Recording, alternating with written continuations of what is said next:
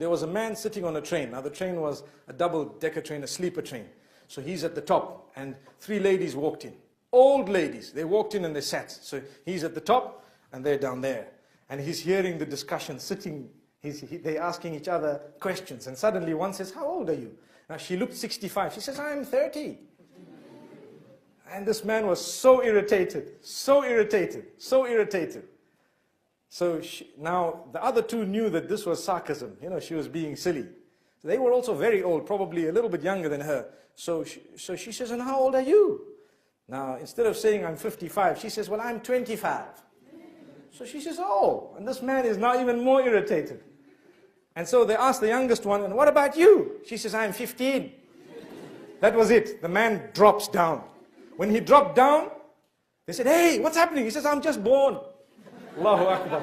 May Allah subhanahu wa ta'ala grant us goodness.